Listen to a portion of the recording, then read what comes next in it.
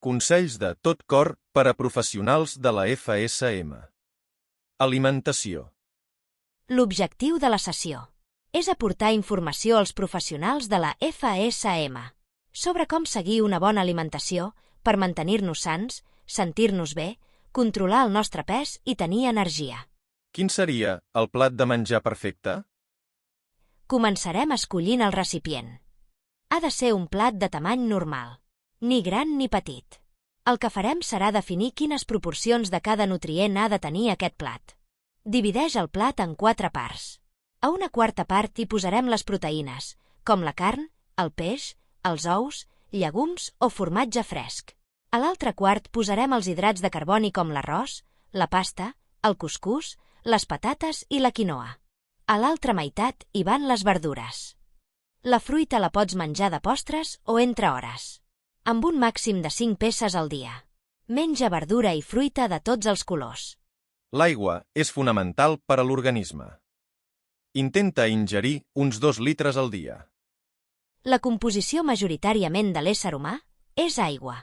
És molt important beure aigua, per nodrir i oxigenar les diferents estructures del cos.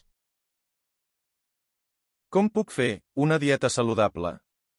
El primer pas és planificar el menú de la setmana. Et fem un resum ràpid.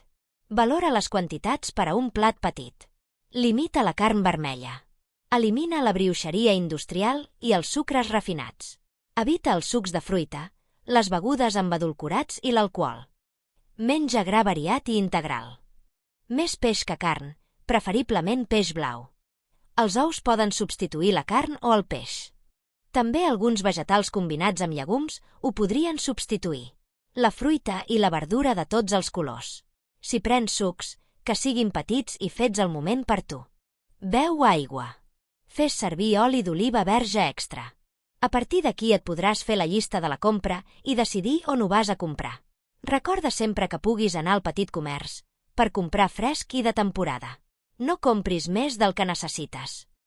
Mira les etiquetes dels aliments.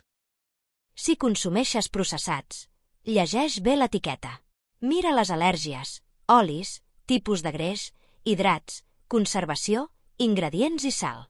Sabies que els ingredients de les etiquetes apareixen en un ordre segons la seva concentració? La conservació i manipulació dels aliments és també molt important. A l'hora de comprar, vigila la temperatura dels productes, utilitza bosses isotèrmiques per a aliments que necessiten fred i protegeix els productes fràgils. Fes servir guants per evitar contaminació i comprova les dates de caducitat. Tècniques culinàries. L'ebullició d'aliments en líquid bullent facilita la digestió, però pot reduir el seu valor nutritiu i sabor. Controla el temps d'ebullició.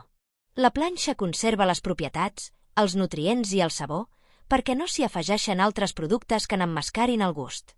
Alerta amb els temps de cocció, cada aliment té el seu. La cocció al forn a temperatures elevades pot fer perdre nutrients, especialment proteïnes i vitamines. La cocció al vapor conserva nutrients i és molt saludable. Amb la tècnica papillot, es cuina aliments embolicats hermèticament utilitzant els seus propis sucs. Es fa amb paper de cuina o amb altres aliments. Evita usar paper d'alumini. La brasa. És una manera sana de cuinar, però cal evitar el cremat, ja que és cancerigen. El microones és ràpid, però pot ressecar els aliments i alterar el sabor i la textura. Alguns recipients especials ajuden a conservar la humitat, cuinant-los amb els seus propis sucs. Fregir un aliment en oli calent fa que perdi nutrients i guanyi greixos. Tot i que els aliments queden gustosos i cruixents, és un mètode poc saludable. Podem elaborar plats a partir de la combinació de molts aliments crus saludables, de molts colors i amb moltíssimes propietats. La combinació de carn, ou i peix cru requereix molta precaució, mantenint les superfícies netes i controlant la cadena del fred per evitar bacteris. Els marinats sovint contenen molta sal, que pot provocar retenció de líquids i augmentar la tensió arterial. Alguns també inclouen sucre, fet a tenir en compte. L'any 2019 es calcula que 2,6 milions de persones moren al món pel consum d'alcohol. Les begudes alcohòliques contenen etanol, una substància tòxica que crea dependència. L'alcohol pot produir malalties hepàtiques, càncer, malalties cardíaques, trastorns mentals, de la conducta i del comportament, depressió, ansietat i d'altres malalties. Sobretot evita beure alcohol després de fer activitat física. Els professionals de vigilància de la salut de la FSM esperem de tot cor que tots aquests consells millorin la teva salut cardiovascular, el teu benestar físic i emocional.